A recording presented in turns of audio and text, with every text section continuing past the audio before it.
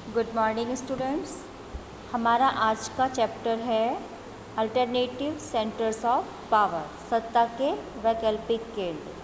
सबसे पहले हम इसका ओवरव्यू देखेंगे कि 1919 के दशक के शुरू में विश्व राजनीति में दो ध्रुवीय व्यवस्था टूट गई थी, है ना। आप जानते हैं USA and USSR, two polar system था जो कि टूट चुका था। उसके बाद राजनीतिक और आर्थिक सत्ता के वैकल्पिक केंद्र यानी अल्टरनेटिव पावर जो थे वो कुछ हद तक यूएसए के प्रभुत्व को सीमित करेंगे। यूरोप में यूरोपीय संघ और एशिया में दक्षिण पूर्व एशियाई राष्ट्रों के संगठन यानी कि आसियान, इसका जो उदय था वो एक दमदार शक्ति के रूप में हुआ। और यूरोपीय संघ और आसियान दोनों ने ही अपने अपने इलाके में चलने वाली दुश्मनियों को ख़त्म कर क्या किया, अपने क्षेत्र को बढ़ाना शुरू किया और डेवलपमेंट करना शुरू किया। तो 1945 में यूरोप के देशों में, इसका हमारा फर्स्ट टॉपिक है यूरोपियन यूनियन, ठीक है।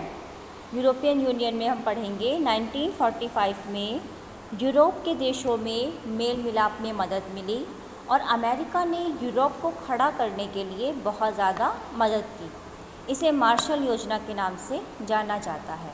अमेरिका ने नाटो के तहत एक सामूहिक सुरक्षा व्यवस्था को जन्म दिया। आप सब जानते हैं नाटो अमेरिका ने इस्टेब्लिश किया था 1945 में। इसका फुल फॉर्म था नाटो का नॉर्थ अटलांटिक ट्रीटी ऑर्गेनाइजेशन। तो इसमें क्या था कि उसने आर्थिक सहयोग संगठन की स्थापना की 1948 में, जिसके माध्यम से पश्चिमी यूरोप के देशों को आर्थिक मदद मिली। और धीरे धीरे जो यूरोपीय संघ था वो ऐसा मंच बन गया जिसके माध्यम से पश्चिमी यूरोप के देशों ने व्यापार और आर्थिक मामलों में एक दूसरे की मदद की। यूरोपीय संघ के माध्यम से foreign policy, security policy, national और इंटरनेशनल मैटर और यहाँ तक कि न्याय से जुड़े मुद्दों पर भी सहयोग मिला। यानी कि यूरोपीय संघ ने सबको बराबर से क्या किया, सपोर्ट किया।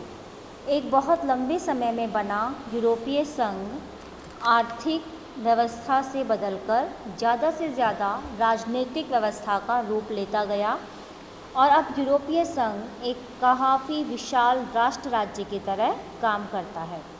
यूरोपियन संघ का एक संविधान बनाने की कोशिश तो असफल हुई है, लेकिन इसका अपना झंडा, अपना राष्ट्रीय गान और इसकी अपनी क्या है, मुद्रा है, यूरो। इसकी मुद्रा का नाम है यूरो।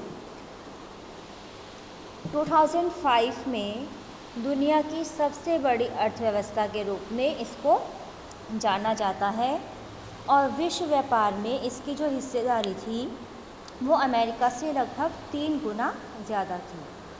और WTO के अंदर यूरोपीय संघ एक मुख्य भूमिका के रूप में काम करता है और सुरक्षा परिषद में यूरोपीय संघ के 2 परमानेंट कैंडिडेट हैं कंट्री के रूप में, वो हैं फ्रांस और ब्रिटेन, जिनको कि क्या है, संयुक्त राष्ट्र परिषद में परमानेंट सीट प्राप्त है।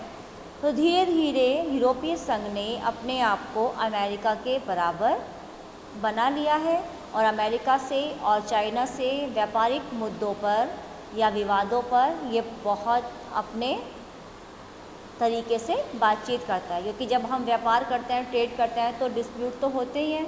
तो व्यापारिक मुद्दों पर या विवादों पर ये पूरे धौंस के साथ बात करता है।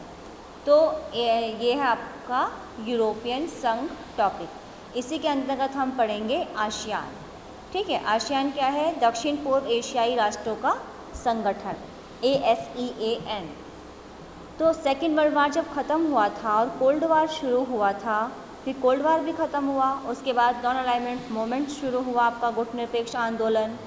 उसके बाद पूरे देशों ने, सब देशों ने मिलकर महसूस किया कि ये तो एक के बाद एक युद्ध की स्थिति पैदा होती जा रही है, तो ऐसे क्या होगा, जो छोटे छोटे क्षेत्र हैं उनका डेवलपमेंट अच्छे से नहीं हो पाएगा। तो उन सब ने 1967 में क्या किया, 5 देशों ने बैंकॉक घोषणा पर हस्ताक्षर किए और आसियान की स्थापना करने का फैसला किया।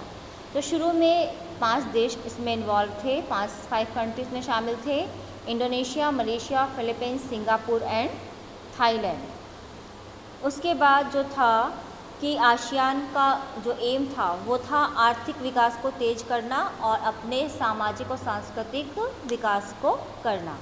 आसियान के साथ साथ एक और क्षेत्रीय मंच इस्टेब्लिश हुआ था, वो था SAARC, South Asia Association regional corporation. 1994 में आसियान क्षेत्रीय मंच की स्थापना की गई और इसमें निवेश भी हुआ, श्रम भी, सेवाएं भी की गई और इसमें व्यापार पर भी ध्यान दिया गया। तो बच्चों आप इसको अच्छे से एनसीईआरटी बुक, टेक्स्ट बुक से पढ़ेंगे और फिर आप इसके नोट्स बनाकर एक बार 12वीं वाले ग्रुप में डाल देंगे। धन्यवाद।